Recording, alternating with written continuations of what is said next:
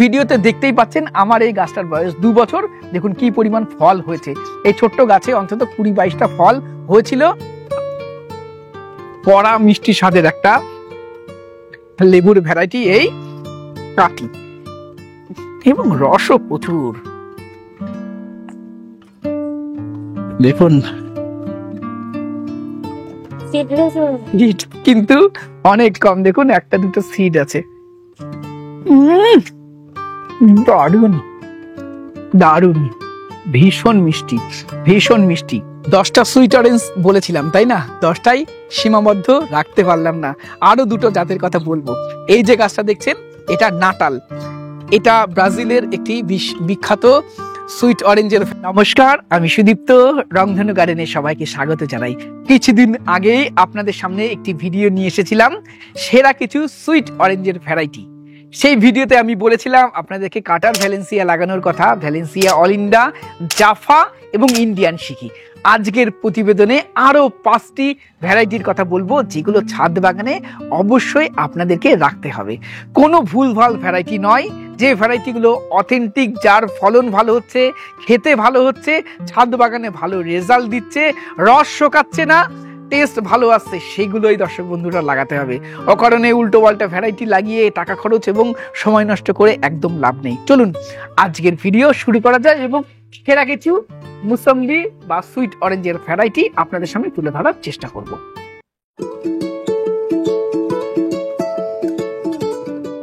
আজকের প্রতিবেদন শুরুই করব একটা ইন্ডিয়ান ভ্যারাইটি দিয়ে। 5 নাম্বার যে জাত, যেটার কথা আমি আপনাদেরকে বলবো, যেটা অবশ্যই ছাদ বাগানে রাখতে হবে, সেটা আমাদের ইন্ডিয়ান একটি ভ্যারাইটি নিউ সেলার, যেটা মহারাষ্ট্রে প্রচুর পরিমাণে চাষ হয়। এবং ভিডিওতে দেখতেই পাচ্ছেন আমার এই গাছটার বয়স 2 বছর। দেখুন কি পরিমাণ ফল হয়েছে। এই ছোট্ট গাছে অন্তত 20-22টা ফল হয়েছিল, বেশ কয়েকটা খেয়েছি। এবং গাছটা এই বড় গ্রো ব্যাগে ছিল না, কিন্তু জাস্ট কয়েকদিন আগে আমরা এই গাছটাকে প্রায় 15 দিন আগে এই বড় গ্রো ব্যাগে শিফট করেছি। ছোট গ্রো ব্যাগেই এই গাছে এত সুন্দর ফলন হয়েছে। এবং এটাও আপনি ছাদ বাগানে অবশ্যই রাখুন। এবং এটা একটি কমার্শিয়াল ভ্যারাইটি।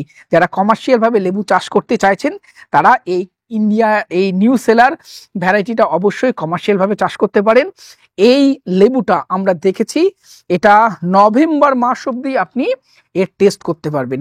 ডিসেম্বর মাসের পর থেকে এই নিউ সেলারে কিন্তু অল্প বিস্তর রস শোকানোর টেন্ডেন্সি রয়েছে। তবে নভেম্বর মাস অব্দি লেবু পাচ্ছেন, লেবু খেতে পাচ্ছেন, এটাই বা কম কি বলুন। এবং এর বাইরের দিকটাও কিন্তু হলুদ কালার হবে। এবং এর ফলন আমার খুব ভালো লেগেছে, প্রচুর ফলন হয়, ঝেপে ফল হয়, এবং রোগ পোকার আক্রমণও কিন্তু অনেকটা কম থাকে এই নিউ সেলার ভ্যারাইটির মধ্যে। এবং এটা খুব ইজি টু গ্রো প্ল্যান্ট, খুব সহজে এটাকে আপনি গ্রো করতে পারবেন এবং প্রচুর ফল দেবে। চলুন আর দেরি না করে ফলটা আমরা কাটি। আমি আগেই বললাম এই গাছটা ছিল একটা ছোট গ্রো ব্যাগে, সাইজ ছোট হয়েছে। যদিও নিউ সেলার, কাটল গোল্ড এগুলো কিন্তু অনেক বড় সাইজের একটা মুসম্বির ভ্যারাইটি। এবং পিছনে অবশ্যই সিকি চিহ্ন থাকবে, এটা মুসম্বির একটি বৈশিষ্ট্য। দেখুন রস পড়ছে কেমন, এই দেখুন রস কেমন পড়ছে, প্রচুর রসালো হয় এই নিউ সেলার। এবং সিড কিন্তু খুব বেশি থাকে না। এখানেও আমি দেখতে পাচ্ছি 4-5টা বীজ আছে। যদিও এটাকে সিডলেস বা সিড কম ভ্যারাইটি বলা যেতে পারে না, তবে সিড অনেক কম থাকে তুলনামূলক। চলুন এবার টেস্ট করি।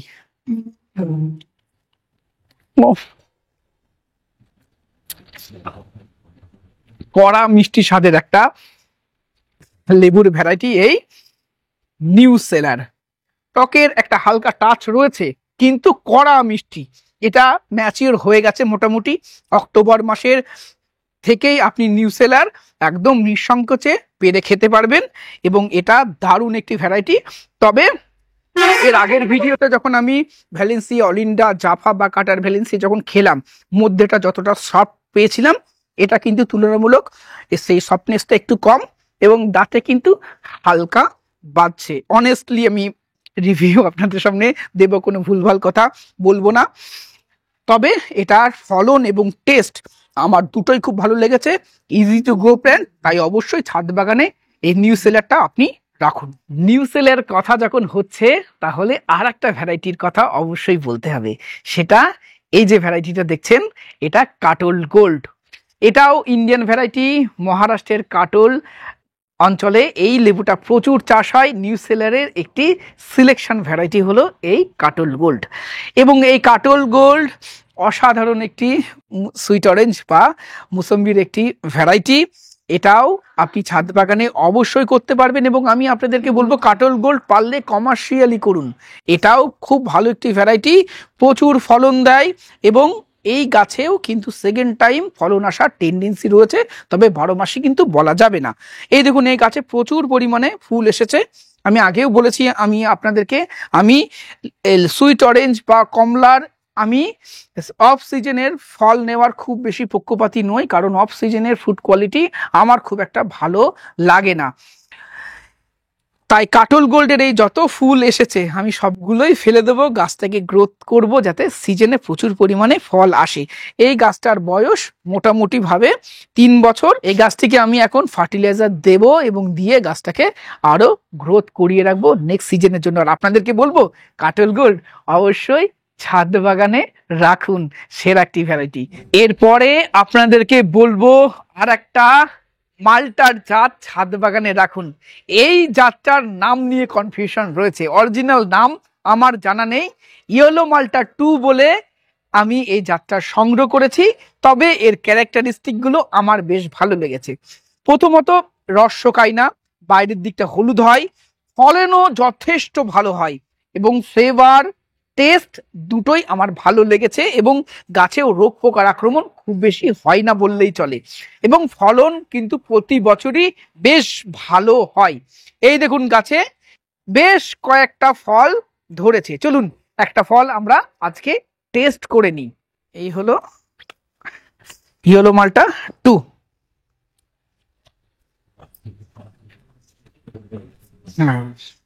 রস শোকানোর কিন্তু ব্যাপার নেই কিছু, এই দেখুন, এবং বাইরের দিকটা সম্পূর্ণ হলুদ হবে এই ইয়েলো মালটা 2-তে। আর একটা কথা বলি দর্শক বন্ধুরা, রস শুকিয়ে যাওয়া এটা তো যেমন ভ্যারাইটির উপরে ডিপেন্ড করে, কিছুটা আমাদের পরিচর্যার উপরেও ডিপেন্ড করে। এই অক্টোবর মাসের পর থেকে আপনি কিন্তু কখনো লেবু গাছে জল কম দেবেন না, রস কিন্তু সবসময় মাটিতে থাকতে হবে। রস যদি কমে যায় তাহলে কিন্তু রস শোকানোর ব্যাপারটা থাকবে। বিশেষত দেখবেন এই গ্রো ব্যাগে বর্ষাকালের জন্য যথেষ্ট ভালো, কিন্তু অন্যান্য সময় কিন্তু এতে জল বেশি লাগে, তাই একটু খেয়াল রাখবেন জল যেন কম না হয় লেবুর মাটিতে, তাহলে কিন্তু রস শোকাবে, সেটা যে ভ্যারাইটি হয় হোক না কেন। ধরুন দারুন, পালটা কিন্তু যথেষ্ট নরম।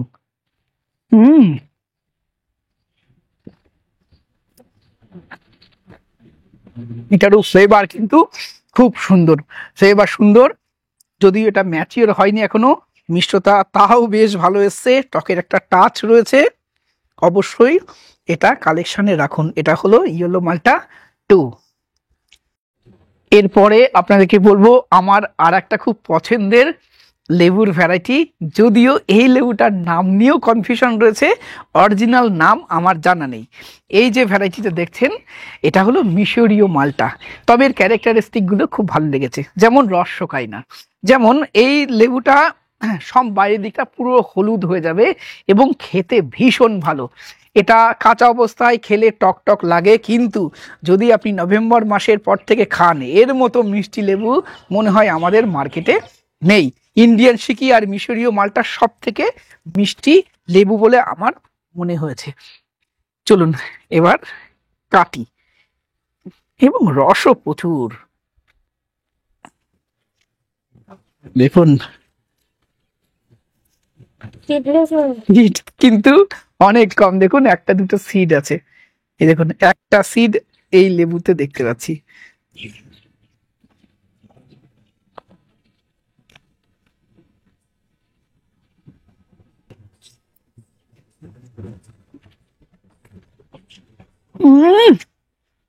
দারুন দারুন, ভীষণ মিষ্টি, ভীষণ মিষ্টি।